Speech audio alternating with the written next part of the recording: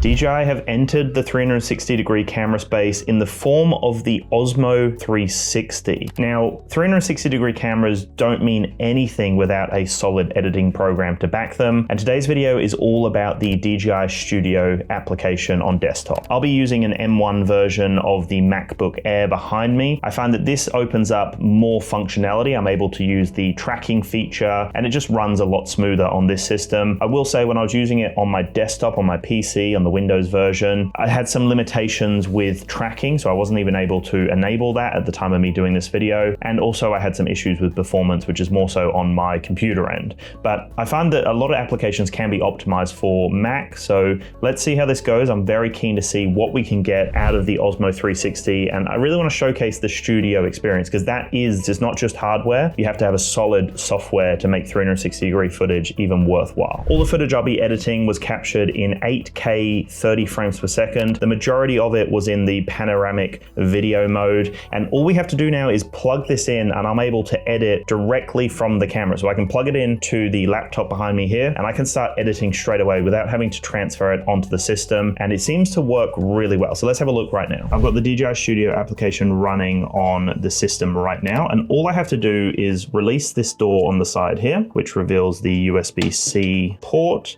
I then plug that in, plug it into the laptop. The system actually automatically powers on. It says Osmo. All I have to do now is power on the unit, and it will pop up with a prompt. So it says file transfer USB, and we'll now automatically see it pop up right there on the DJI Studio application. So now from here, all I would want to do is make sure that the lenses are protected and covered, and you can just leave the device literally on your desk and you're ready to edit. And I've found that from the very brief tests I've done, it works really well just plugging it in directly. I haven't even had to transfer it onto the system just yet.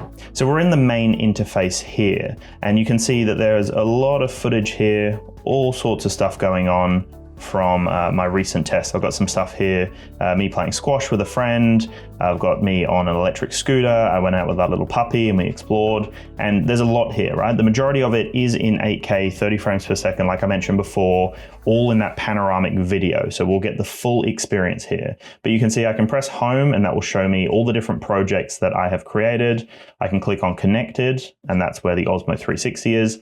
And then you can also have it saved locally and then use those files as well. So there's a few things going on here. We can see that there's some basic preferences right here, not too much going on there. When we look at the top here, it is quite bare bones. There's not too much going on with the settings, the edit file, and the preferences and whatnot. It's very minimal, but that doesn't matter because the main experience is when we dive in. So all we have to do is press create, and it will take us into this timeline here. So let's just full screen it. You can see it's a full editing system. We get some information off to the right-hand side here. And so we can see I can literally just scrub through here. I can click on it to select the clip, right? And then from here, I can click and drag. So this is where I can go into the full 360 preview. You can see I'm using the invisible selfie stick, so you can't even see it. So I can scroll on the mouse here, and you can see that that zooms in and out, and you've got a fair bit of control. I can zoom right into the floor, or I can go into that asteroid effect there, or you can just click and drag to change the perspective as you see fit. So this is just the preview window here. We haven't even dragged it onto the timeline, but I can move it all around as I see fit just to see what the footage looks like if I'm happy with the video. You've also got the option to skip to different clips, so I can skip right to the end, or I could skip right back to the beginning as well. I've got the option up here to then go with the panorama view. So this just shows me everything. This shows me exactly what was captured, and you can see there's no issues at all. It's capturing literally everything. There's no sort of cropping at the top or blurring effect. Some 360-degree cameras can give you that blurring effect at the top. And also the fact that we've got, that invisible selfie stick is just so impressive. We also get little icons right next to the videos just to let us know what it is that we're looking at. So a lot of this is just going to be that panoramic video stuff. But as I start going down here, we've got some photos. So this is a 360-degree photo of little Cinnamon, our little puppy, and myself at the beach, very overcast day. But you can see that's full 360. If I put the timer on and dug it into the sand, you wouldn't have my hand there, but it does a really good job of removing the stick, as you can see. This is just a plain video. This is just a single lens video. So this one I could just upload and I could use this without having to edit it. But all the other stuff, all the other 360-degree stuff, I would have to come in here and edit it using this editor. So I just wanted to preview this clip here. This is the selfie mode. So it looks like it's a standard video that I could use without having to edit because I can't drag it at all. And this is what the selfie mode looks like. Obviously I could angle it up a little bit more to get myself more in the frame. But it looks like this is going to be a cool mode if you just want the selfie mode without having to edit anything. I'll start dragging some clips in here. So all you do is click and drag, drop it on the timeline like so. You can go through the timeline and preview everything. Again, I'm quite impressed that I've got an M1 MacBook Air here. This is 8K footage, 30 frames per second, and it's pretty smooth. Like, yeah, you get a little bit of delay if you move a bit too fast, but this is usable, right? This is actually usable footage. This is me on the electric scooter, and you can see it's very hard to see the selfie stick there. And obviously I can zoom out and create that really cool asteroid effect as well. So if we start that video again, just creates quite a unique perspective. Osmo 360. While I'm riding on an electric scooter, there's a truck going by. There you go, that's the audio. I'm actually quite impressed with the audio. Yeah, the audio is decent considering like the camera's a distance away from me. That sounds great. Okay, so we've got that one. We can see it pops up with a little prompt that says added. Then we're going to go with maybe a little clip of Cinnamon running around. And again, the more complex the timeline, the more likely it is to freeze up and stutter. But again, no major issues from my experiences. We're going to drag in a clip of us playing squash. All right, and then we've got a clip of a boat going by. I just want to show you all of the tracking features and whatnot. Okay, so we've got a few clips in here, and you can see that it starts to stutter a little bit just because I'm only using an M1. It's like the bare minimum that it will accept, basically. So if you have a beefier system, you're going to have no issues. But once I click on it, I've got a few things that pop up. So we've got undo, we've got some options to split the clip. We can cut left, cut right. We can also add in keyframes as well, which gives us a lot of control. And then there's a really cool intelligent tracking mode, which, like I said, wasn't available on the Windows version when I was testing it. And then the other thing that's really cool is up in the top right corner, we've got some control over video, image, audio. We can also adjust the colors. We've got full control. So if I'm to just zoom in a little bit so we can see as I adjust these, but you know, like you've got full control over temperature. I can adjust shadows, there's exposure, luminance, contrast, highlight. There's just so much highlight, shadows, whites, blacks. We've got temperature, tint, saturation, vibrance, sharpness, and vignette, or however you pronounce that. Now, bunch of control. A lot of control here, as you can see. You can apply it to all. You can just reset it back to default if you're not happy with that. But you can see there is a lot of control here. We've got color recovery as well. So we've got the recommended D-Log M, and there's a bunch of other options in here as well. You've got D-Log Vivid, we've got Cine-like, yeah, all sorts of things in here. But we're going to leave it with the default Osmo 360 D-Log M. So that's what it goes with. It seems a little bit more saturated. From what I heard before, maybe than what you would want. Yeah, it's very vibrant. If that's the look you're going for, you can get that there, or you can just remove that and it makes it a little flatter, as you can see. So you can pretty much just add in a LUT here, and you can bring down the intensity as well. So, you know, if you're not too happy, that's the flat profile there, but maybe you want a bit of color, so we go up to 61%, and that looks pretty nice, right? That's without you customizing any of the other basic controls here, but then you can customize them on top of the LUT that you've got applied. So again, quite a powerful editing system when we look at that.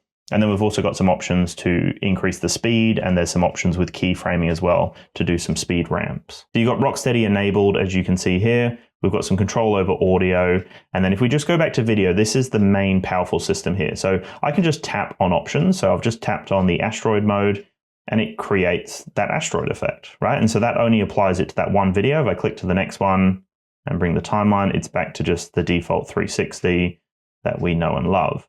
So it's that simple, just to enable it by default. We can then go into the ultra wide, which creates quite a cool perspective actually. Really, really wide, as you can see. We've then just got standard wide, which punches in a little bit more. And then we've got the D-warp. So you can see the difference between that and that. So it just doesn't create as much of that bubble effect. So you can create a very natural looking shot with that D-warp, or you can go with something wide or even ultra wide, which works quite well with what I'm doing here. And then you've got the asteroid as well. So you can do all of that. There's some keyframing animations, which I'll show you very soon. But what's really cool here is this intelligent tracking mode. So I can click on it from here, or over here just above the timeline, I can click on it here as well. So let's go right back to the beginning of the clip. Let's face myself. I'm just going to zoom out just a little bit, just by scrolling, nice and easy, just to change the framing. And then all I have to do is click on the intelligent tracking and then draw around myself, just like active track, just like focus track on any other drone. It looks like pretty much the same technology. And you can see in real time, it's tracking me just like it would if we were using a drone and using focus track and going into the active track mode. So I can literally set it up like that. I can end tracking at any point. We're just going to leave it to do its thing. It's just playing it out now, and it's continuing to track me for the rest of the video, basically. So I can get up to a certain point. Let's go here. So as you can see here, we've got that green indicator telling us for this whole time it's tracking me.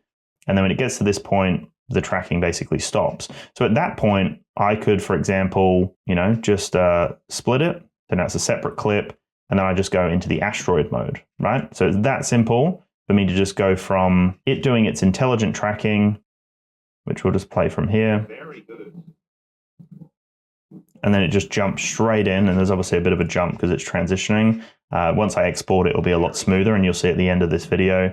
But yeah, it just punches in straight into that asteroid mode to give us quite a unique perspective there. I really love that. So we've got the option to zoom in, as you would expect. This is a full functioning, fully fledged editor. It doesn't definitely have everything. Like, it's not the most comprehensive offering, but it has like everything you need, right? It's got the bare basics that you need, plus more. Like, that intelligent tracking does such a wonderful job. So I can also drag that out by the looks of it. Oh no, maybe I can't. So we can drag this back, for example, back to the point where the tracking ended. Maybe we just want it to be a little bit closer. Okay. So then what it should do is it should just go from that into that. And yeah, that looks fine to me. So you can do that. You can then zoom out, and we can then go to the next clip, right? So let's just shorten this clip a little bit so we're not going the whole time. And now we're going to go into this video here, because I'm curious whether it's actually going to track the puppy. So this time, click on intelligent tracking again. I'm very curious how this is going to go. This is quite an awkward one because there's some toys there as well. So we'll go with that and we'll start tracking. Oh, it lost it. See how it's like quite intelligent. It tries to keep an eye on it. We've got just little Cinnamon out here cruising along, doing a little thing. And let's try the tracking with her out here in the environment. So you can't readjust it once you've set it. So you kind of need to go with it, and then that's it, right? So we'll start tracking, and let's see how we go. I think this one we jog a little bit. Oh yeah, it's doing a good job. We're moving. This is a great test. She always does this. She loves to stop and move around. Okay, so it lost and then regained and then completely lost. So you can see it just depends on how things are going, but you can end the tracking at any point. It realized that it had obviously failed, so it stopped at a certain point there. So with this, I can just click on the green and I can drag it back if I'm not happy with where it stopped. So we can take it back a little bit, and let's just see how it went overall with that tracking. Looked like it was a pretty solid job. So this is the tracking here. Obviously, we don't get that tracking icon anymore. So it does all of that, lose her a little bit, and then she comes back. So now at that point, what I'm going to do is I'm going to start tracking again, but I'm going to track myself. And let's see how it goes from her to me. There we go.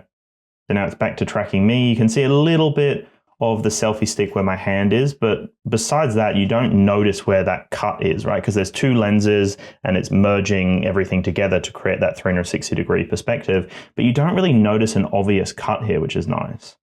All right, so we're gonna end that there. So you can see it went from tracking her to then literally pulling back to me. You can see where the tracking changes, boom, back to me.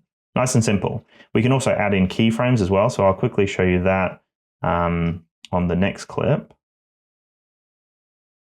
So let's just have a look at this squash one here.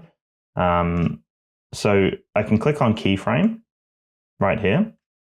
And then that's where I can select the keyframe.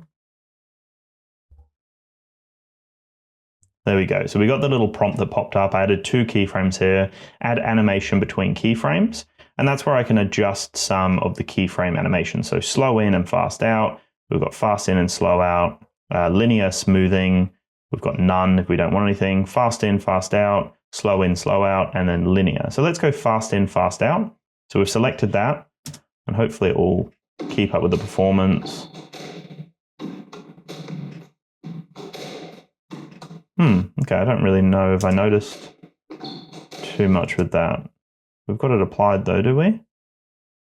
So click to edit that, that's animated there. So maybe if we go from this point, let's see, we start it right at the beginning.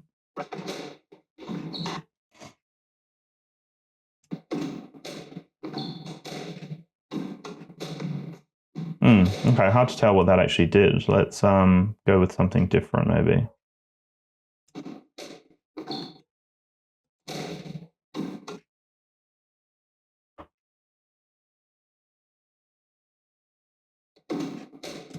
So I guess what we can do as well is, like, because we've got keyframes here, I can select one, change the perspective. So I'm looking over at my friend, and then this keyframe here, I can bring it back to me, and then that will adjust it in real time from him back over to me.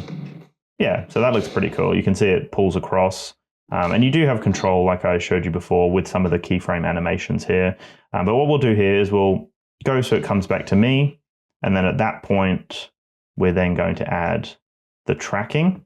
I can't remember if I won this point or not, but I'm curious how it goes with a little bit faster movement. My tongue is always out when I'm focusing. That's hilarious. Oh, I must have won that maybe based on that reaction.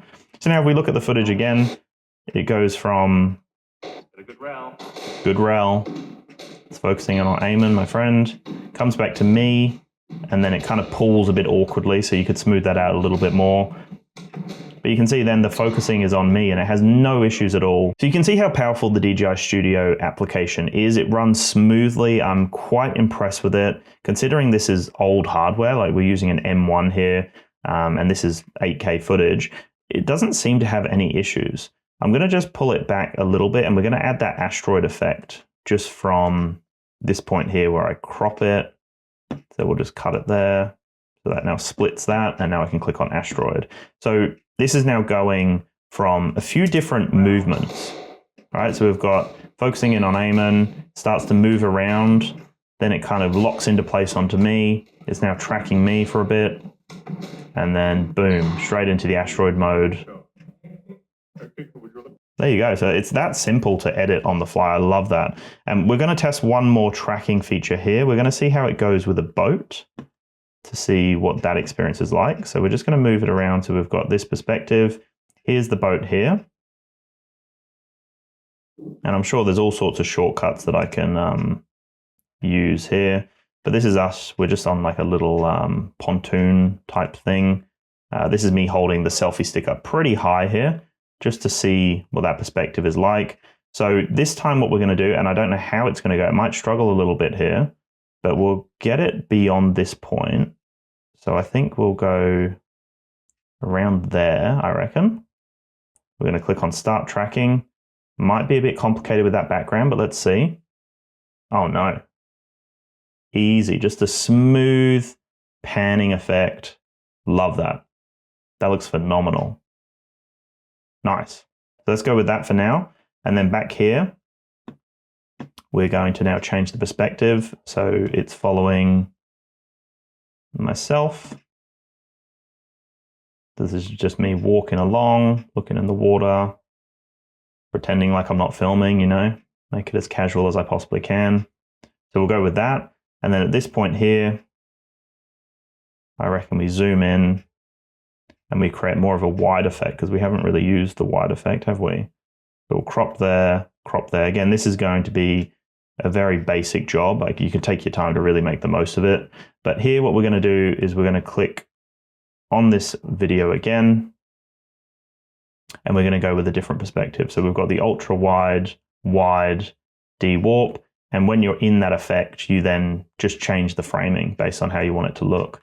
So this time we're just going to go with the de-warp just to see what that looks like, because that's more of a natural look.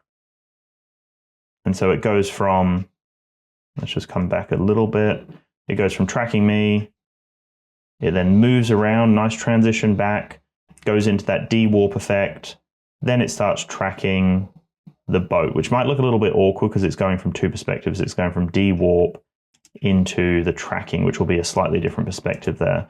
So maybe here we need to potentially click on this one. Let's go back to this one again. Let's actually make it the asteroid effect, but this time let's do a slightly different perspective here. So I'm just going to use a little bit of framing here, and let's see what that looks like now. So it goes back around, spins around, oh, and then pulls back. Oh, I didn't have long enough. That would have been cool as. Maybe I need to move these keyframes back. There we go. So you can drag these back to make it happen a little bit earlier, just so the reveal's a little bit better here. So it goes around a lot faster, and then boom, spins back, gives us a cool perspective, comes back, and then it jumps into the tracking. So that might look a little awkward, but again, you can see how easy it is to do and how powerful it is. Like I haven't been using this much at all. I've just had a look at some of the features, and then this is me pretty much doing it for the first time properly. And you can see how intuitive it is. You can go between all the different effects. You can edit quite easily with no sort of resistance or sort of challenge at all with it. It's so easy to do. I love it. And then so for this final video here, let's see if we can go ultra wide. And maybe we can zoom back a little bit. Let's get a little bit of that asteroid effect, but not something too crazy. I am curious whether I can track while in the asteroid mode. Let's see how that goes. Oh, interesting. You can track while in the asteroid mode. So then as I'm moving around, as I'm pulling up the camera, it's creating a different perspective based on what I'm doing here. So if I pull it up a little bit, it might change the perspective. I don't think I do in this shot here, unfortunately. No. But still, that's really cool. Let's just bring that back a little bit. Let's see how that went. So yeah, it gives that asteroid effect, and it's tracking me, and then as I pull it down, it creates more of a wide perspective. Oh, that's awesome. That's great. All right, so we're just bringing that back. So now we've got a full edited video. We've gone with color recovery in one. So one video is going to look a little bit different to the others, but just so we can kind of see how it looks, you know, that's the color recovery mode, and then that's that flatter profile. So if I wanted to apply it to all, I believe I just click on it, and then there's the option to apply to all, and then it immediately applies that effect to all of them. So it was that simple to do. If I'm not happy with it for certain clips, I can then click on that clip and adjust it based on what I'm looking for here. There he is. Loves his tongue out, doesn't he? So yeah, really, really simple to do. You can see it's a powerful system. And then what we're going to do here is we're just going to export it. So there's the option in the top right. I can click on that, and it should bring up the export option. So we've got the file name here. We'll just call it Osmo 360. We've got panoramic video as well, so we can export it as a full panoramic video, which would be a full 360-degree experience, or we can just export it as a normal video. We can then choose the storage location, which will go with the default one we have here. Resolution, we can go up to 4K. So we'll go with 4K, and we'll go with 30 frames per second purely because I shot at 8K, 30 frames per second. We'll leave it with the recommended bitrate. We can reduce noise, and we can have 10-bit color in there. It's saying it's going to be an 800 megabyte file size. Let's see how long it takes to export this file. Not a huge video. It looks like it's around a minute 45, something like that. It's already at 5%, and I've put it at the highest possible export quality at 4K. Seems to be doing a good job. It's already at 8%. It's going quite fast. So I'm curious to see that final project. Let's see how this turns out. But so far, the experience, the process has been just so simple. No sort of resistance with it. And it's quite intuitive, this system. I'm sure that they'll add more to it, but the fact that they've just come in and offered, you know, the bare basics that you would expect from a 360-degree experience, and then they've added some LUTs in there. They've added all sorts of color customization, the intelligent tracking, the keyframes. There's a lot going on here, and there's no reason why they couldn't add more as it goes. But again, the whole experience of a 360-degree camera isn't just the hardware. You have to have solid software, otherwise the videos are unusable. But as you can see, they have done a great job here. This is awesome. If you're interested in any DJI cameras, drones, or accessories, then I've actually helped Australians save over $70,000 through the D1 store. All you have to do is reach out to them directly, sales@d1store.com.au, mention DansTube, and they can help you out with the best deal they can over there. You can also use the code DansTube on their website to save on most drones, cameras, and accessories. So make sure to check that out. It will all be linked down below. And for my international viewers, I'll have some other links down there as well, so make sure to check those out, and let me know if you've got any questions in the comments as well. While we're waiting for the export to happen in the background, which we can see is at 68% right now, we do have options up here which I didn't even look into, but we've got music options, so we can add some music. We've also got filters, so basically like LUTs, or I mean they refer to them as filters, but different effects that you can put over your video. You've got those options there, and then you've also got the dashboard as well. And this is where you can see some recommended options in here. But for me, I'm just using this edit that we've gone with. I can still preview everything, even though it's exporting in the background. And it is a smooth process. It doesn't pop up with a big prompt to stop you from using the application. You can still jump in here. You can still review footage even while you're waiting for the export to happen. You've got export history as well. And yeah, really, really clean stuff. You got the option as well down here to take a screenshot. I can just click on that, and it will just capture either an image or a panoramic image just as you're editing on the fly, which is nice. You can change the aspect ratio as well from here. We're just going with 16:9, but you can put it in vertical format, 9:16. And there's a few other options down here that we didn't touch on, but there's auto snapping. We've got disable preview access, and then we've got the zoom option here, which I was using throughout. So you get a nice little sound, a little chime when it's done. And then from here, I can go to export history. I press this button here and it just opens up the folder where the video is. And now I can just open up that video. And this is the video here. This is the export. Quite saturated. I probably should have pulled that down. It's very vibrant, but that's okay. Okay, so it just kind of cuts in. Let's see how that transition was. It sounds very good. Yeah, nice. Let's see how we go down. That just transitions smoothly. You can obviously make that a lot smoother. There's lots of options. But you go straight into that asteroid mode. Then this is straight into the tracking little cinnamon as she's running. Very nice. And then it will pull it back to me, I believe, very soon. Boom. So those effects can be quite snappy. You can obviously make that a little smoother there. But that's that of me running with her, and that's quite smooth. And the tracking is solid. It's rock solid, this tracking here, which is nice. It's got a good rel. Good rel. Here we go. This is where it goes from aiming. And this is a bit of a low light situation here. Comes back to me. Let's just turn it down. It's now tracking me, and then it should go into the asteroid. Yeah, nice and smooth. And now this is one tracking me again with the boat coming by. And then we'll go to that interesting effect where it kind of spins around and pulls back. And then it comes back again. Yeah, that was awkward, that cut there, but that's okay. Obviously, again, we can do all of this stuff later. And that's it, tracking the boat, which looks solid. We've now got this asteroid effect that I showed you that I customized, so it's not a full asteroid, but then as I bring it down, it creates an interesting globe.